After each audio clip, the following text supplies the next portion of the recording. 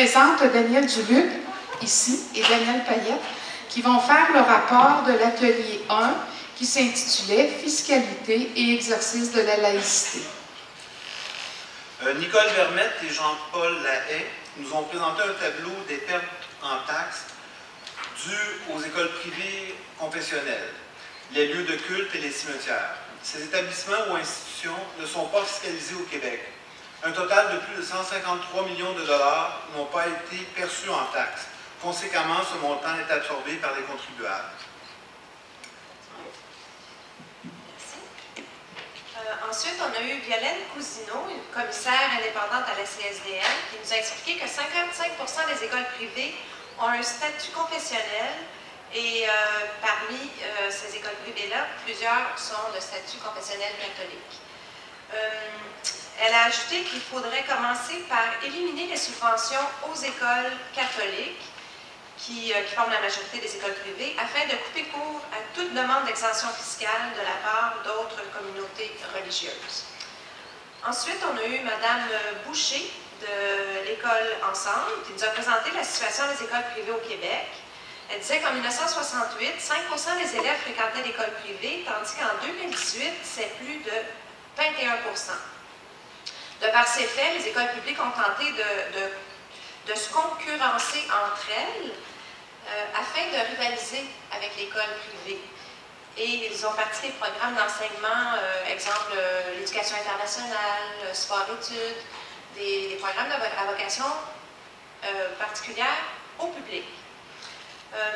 L'école Ensemble amène 3 revendications: cesser le financement du privé, mettre une fin à la sélection des élèves au public, parce que les écoles à vocation particulière, comme l'école internationale, il y a quand même une sélection d'élèves qui se fait sur une base de tests supposément sur les capacités intellectuelles, mais en très bas âge. Et la 3e revendication de l'école Ensemble, c'est aider davantage les élèves en difficulté. Pour terminer, ça c'est les recommandations. Les recommandations amenées par le MLQ ont toutes été approuvées, à savoir abolition des exemptions fiscales au lieu de culte et révision de la loi du Québec sur la fiscalité, abolition des subventions aux écoles privées confessionnelles, rédaction d'une déclaration en faveur d'une éducation laïque au Québec, sorte de préambule au livre blanc sur la laïcité, réclamation d'une loi sur la laïcité du Québec. Sur ces deux derniers points, il y a eu plusieurs abstentions. On se rend compte que beaucoup de personnes ont de la difficulté avec une définition sur la laïcité. Il y a beaucoup de personnes qui ont l'impression qu'il existe des laïcités ouvertes ou avec un paquet d'adjectifs différents. Et il y a une suggestion qui est venue de la salle, ce serait de nationaliser les cimetières. On n'en a pas fait de proposition formelle, si quelqu'un va en faire une proposition ultérieurement. Merci. Donc, à main levée, comme tout à l'heure, on va voter sur les pistes de solutions apportées par l'atelier 1. Alors, la première, c'est celle qui est à la page 7 de la petite brochure, si vous l'avez avec vous. L'abolition des exemptions fiscales au lieu de culte et révision de la loi du Québec sur la fiscalité en ce sens. Quels sont ceux qui sont pour qu'on conserve cette piste de solution? Quels sont ceux qui sont contre? Donc, c'est adopté à l'unanimité. La deuxième piste de solution, l'abolition des subventions aux écoles privées confessionnelles. Quels sont ceux qui sont pour? Il y avait un amendement qui avait été accepté par l'atelier, c'était d'enlever le mot confessionnel. OK. Donc, l'abolition des subventions aux écoles privées. Quels sont ceux qui sont pour cette piste de solution? Quels sont ceux qui sont contre? Donc, c'est adopté à la majorité. La rédaction d'une déclaration en faveur d'une éducation laïque au Québec, sorte de préambule au livre blanc sur la laïcité. Quels sont ceux qui sont pour cette piste de solution? Quels sont ceux qui sont contre?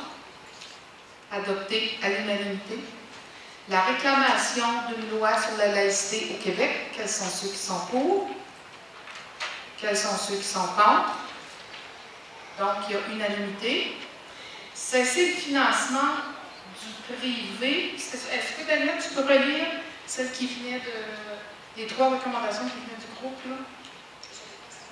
Ben, c'est toi qui les as nommées. Je ne suis pas sûre d'avoir noté comme il faut. Ah non, c'est celle-ci? Non, celle que tu disais de... Nationaliser les cimetières? Non. Ce que tu veux dire, c'est probablement Madame Boucher de l'école ensemble. Oui, c'est ça. Eux, ce qu'ils ont fait, c'est qu'ils ont amené 3 revendications. OK. C'est pas les Donc, ce n'est pas des propositions. pistes de solutions que vous avez retenues dans l'atelier? Non. OK. Donc, ça clôt pour les pistes de solutions de l'atelier 1. Ben, je vous remercie beaucoup. Et je demanderai à M. Louis Robichaud de venir me rejoindre.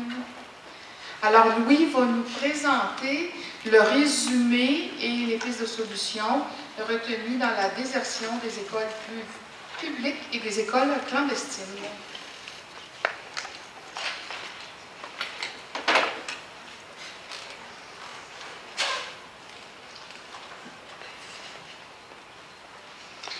Bonjour, alors le résumé de l'exposé de M. Léon Waknin. M. Waknin est ancien directeur de la DPJ à partir de la date de sa création en 1978. En 1979, il a constaté un problème au lycée Yeshiva ne respectant pas le programme académique gouvernemental. Maltraitance, problèmes d'hygiène, de santé, de chauffage et de nourriture. M. Waknin nous a parlé d'hostilité à son endroit de la part du gouvernement et de menaces de la part des ultra-orthodoxes. Aucun changement aujourd'hui, clientélisme politique et par des accusations d'antisémitisme. Lâcheté politique, incapacité du gouvernement d'appliquer ses propres lois aux écoles clandestines. En discussion, on a souligné l'absence de pensée critique et de rationalité des écoles fondamentalistes. Enseignement sexiste, on a évoqué le cas Yohanan Lohem. Il y a au Québec 700 élèves juifs qui reçoivent l'enseignement domicile dont la supervision est quasi nulle par les autorités. L'enseignement dans les écoles juives laïques a été par contre qualifié d'excellent. On souligne qu'en Ontario, les écoles privées ne sont pas subventionnées. Par contre, l'enseignement religieux se fait à l'école publique. Et comme solution, ce qui a été proposé pour cette première partie de l'atelier, c'est la fin du financement des écoles religieuses. Ensuite, l'atelier 2 de M. Ferit-Chiki. M. Chiki nous a parlé de sa scolarité en Afrique du Nord dans une école coranique non fondamentaliste, où l'interprétation des textes était laissée aux parents.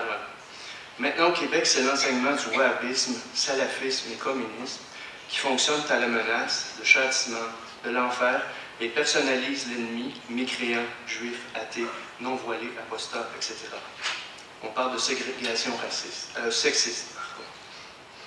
Selon le conférencier, cela va contribuer à alimenter le djihadisme, surtout que le financement ne provient pas seulement de l'étranger, mais également par la certification halal collectée ici même au Québec. Les interventions en salle, une enseignante musulmane déplore que l'enseignement religieux de fin de semaine contrecarre l'enseignement laïque des jours de semaine. Dénonciation des accusations de racisme de Québec solidaire. Situation critique. On ne donne que peu d'attention médiatique aux musulmans laïcs au profit des islamistes. Alors, les solutions proposées, c'est l'abolition du cours ECR et d'enseigner l'histoire sans valorisation religieuse.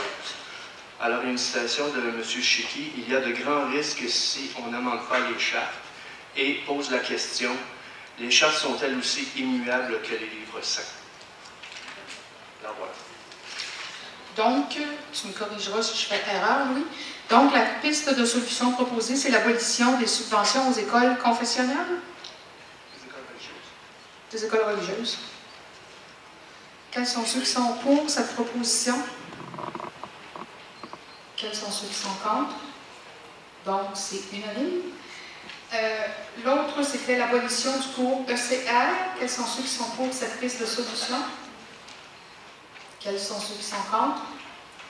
C'est adopté à la majorité, à l'unanimité, pardon. Et enseigner l'histoire sans connotation religieuse. Quels sont ceux qui sont pour? Quels sont ceux qui sont contre? C'est adopté à l'unanimité. Alors, merci beaucoup, Louis. J'inviterai M. Gérard Moisan pour nous faire le rapport de l'atelier 3. qui portait sur le statut de la religion dans le système scolaire au Québec.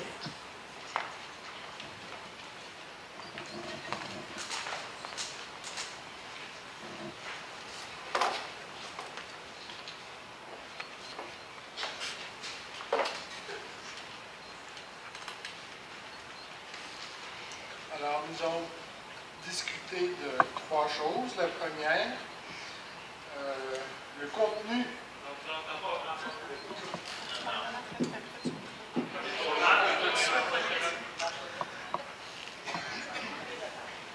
Bon, j'ai de la misère à lire mon papier si je la bouche sur le micro. On j'ai trouvé un accommodement raisonnable. Alors, Nadia Elmabrook nous a présenté le contenu du cours d'ECR, autant parce qu'elle l'a étudié et autant parce qu'elle a un enfant qui revient de l'école avec des documents tout à fait sympathiques qu'elle nous a montrés, tout à ce tort, de désespoir. Le cours d'ECR, dans sa forme actuelle, est un ramassis de stéréotypes, notamment la représentation des femmes, qui sont toujours présentées dans des rôles traditionnels. Le cours insiste sur le vivre ensemble, mais il n'y a absolument aucune pensée critique dedans. La pensée critique est totalement évacuée. L'objectif de ce cours est clairement idéologique. Ce n'est pas un cours de savoir, c'est un cours de formatage du cerveau. Il exerce une grande pression sur l'enfant. Le résultat, paradoxal, c'est que ce cours-là divise au lieu d'unir. Si vous avez le malheur d'avoir un enfant dont les parents sont athées, par exemple, ça peut vous promettre quelques petits problèmes. En 2016, l'Assemblée nationale a promis d'améliorer le cours. 2 ans plus tard, c'est-à-dire maintenant, on consulte encore. Selon la panéliste, là, de toute façon, c'est inutile. Ce cours, dans sa forme actuelle, est totalement irrécupérable. Ça, je reprends les mots de quelqu'un d'autre qui avait parlé vendredi. Alors, c'est à peu près ça qu'on peut dire pour le cours de CR. L'autre affaire qui est vraiment très spectaculaire, on parle ici de laïcité, et quand on parle de laïcité, on parle aussi de religion, la religion qui revient, et devinez où? À l'Université Laval. L'Université Laval, c'était l'allocution de M. Simard, excusez-moi. L'Université Laval est depuis 1971 officiellement laïque. Et il a bien insisté sur le mot officiellement. Parce que dans les faits, c'est vraiment autre chose. Selon lui, une université devrait être un lieu de science et de savoir. Et donc, vu comme ça, il ne devrait pas y avoir de place pour des croyances. Tout ce qui relève de la croyance. Alors, lui parlait de religion, on pourrait aussi bien parler d'astrologie ou quoi que ce soit, mais on parlait de religion. Dans les faits, l'université offre encore maintenant un support aux religions et aux cultes, lieu de prière, temps permis pour toutes sortes de choses. Dans ce contexte-là, d'une université qui est officiellement laïque, mais qui est encore très fortement imprégnée de ses origines chrétiennes, là, qui servait à fabriquer des prêtres. Dans ce contexte-là, il y a une faculté, la faculté de théologie, qui avait bien de la misère, en déclin. Ce n'est pas un secret, vous devez le savoir, que le nombre de prêtres diminue et on en forme de moins en moins. Alors, une faculté de théologie qui avait pour mandat principal de former des prêtres, la clientèle diminue. Pour contrer ça, ils ont décidé de faire un machin, de créer des chaires de ceci et des chaires de cela. Ces chaires-là sont créées parce que des fondations, des organismes de financement privés et souvent étrangers apportent des fonds qui garantissent le fonctionnement de la chaire pendant 5 ans. Après 5 ans, c'est à la charge de l'université. Et pour illustrer le propos et illustrer le virage et où ça nous mène, il s'est créé à l'Université Laval une chaire de missiologie.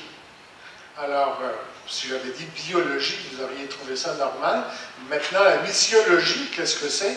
Je ne sais pas, mais d'après l'étymologie, c'est probablement la science de comment faire des missions. Je ne sais pas. Mais son but, c'est de former des missionnaires, mais pas n'importe lesquels, des missionnaires évangéliques. Alors, vous avez probablement, si vous avez circulé aux États-Unis, regardé les émissions, vous avez vu ça, cette forme de christianisme assez particulière, là, qui est les chrétiens évangéliques. Bon, alors c'est les chrétiens qui ont le plus de succès, semble-t-il, dans le monde pour recruter des fidèles. Et je ne sais pas si on peut dire que c'est une bonne nouvelle, probablement pas, mais ils sont plus efficaces que les islamistes, semble-t-il. Alors, on a ça, nous, à l'Université Laval de Québec. Et selon le panéliste, ah oui, l'embauche des professeurs, première, est conditionnelle à leur profession de foi. Il faut que ce soit de bons chrétiens évangéliques et qui aient une expérience déjà en mission. Pour le panéliste, tout ça est évidemment une dérive totalement inacceptable. La majorité des gens dans la salle partageaient ce point de vue. Notre troisième panéliste était Annie-Ève Collin, enseignante de philosophie au niveau du cégep. Alors, elle ramassait des élèves qui ont survécu, c'est un lapsus, qui ont suivi le cours de CR, primaire et secondaire. Bon, c'est très drôle, sauf que c'est pas drôle du tout. Selon elle, les gens arrivent au niveau cégep, ils n'ont absolument aucune pensée critique. D'abord, ils sont incapables d'argumenter intelligemment, ils paniquent à l'idée de parler, mais ils arrivent avec l'idée préconçue qu'il existe un plan religieux qui est supérieur aux autres et qui est déconnecté du savoir scientifique, de la raison, de la pensée critique. Et c'est ça qu'ils ont appris avec le cours de CR. De sorte que la religion, ça ne se discute pas, qui est assez bizarre pour nous ici.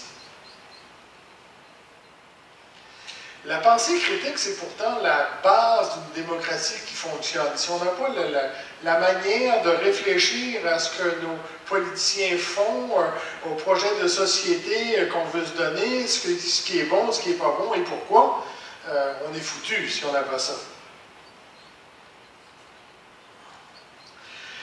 La panéliste trouve assez paradoxal qu'on se donne le droit maintenant de critiquer les opinions politiques. Ah, t'es péquiste, ah, t'es créditiste, ah, t'es libéral, donc quel tard.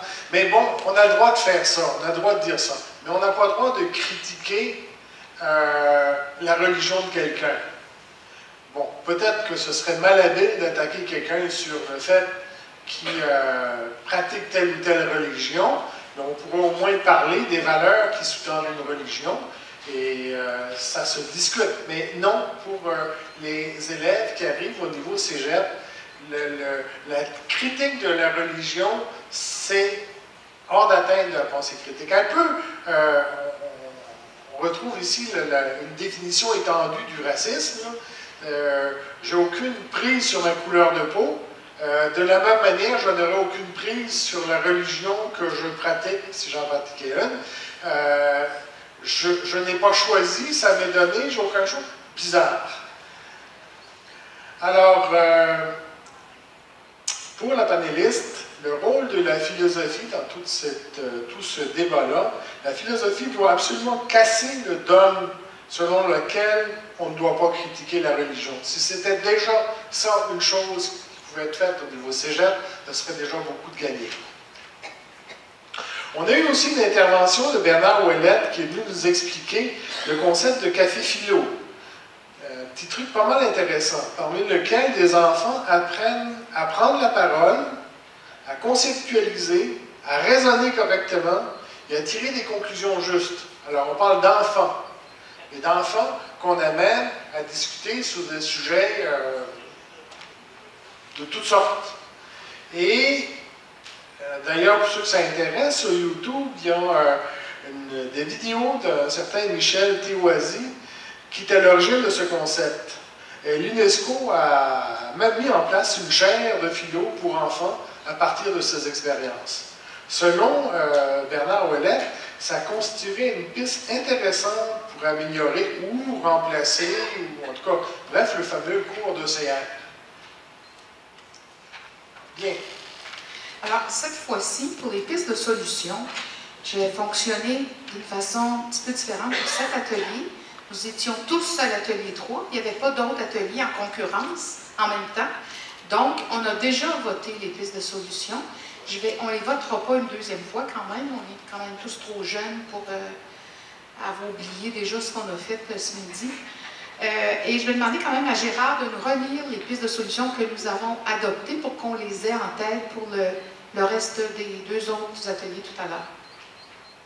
Alors, la première piste, c'était le retrait du cours d'éthique et culture religieuse au Québec, remplacé par l'enseignement de la pensée critique de la petite enfance à l'éducation aux adultes.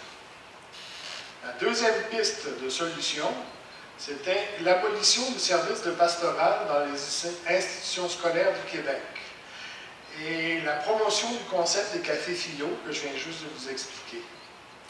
Troisièmement, une déclaration exigeant une éducation complètement laïque au Québec. Ça, c'était les pistes qui étaient proposées dans la brochure.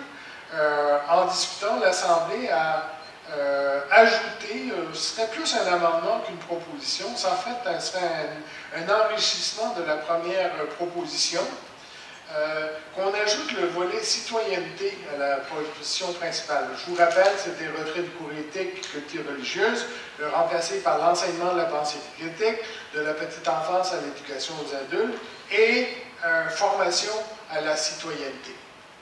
Voilà, je vous remercie.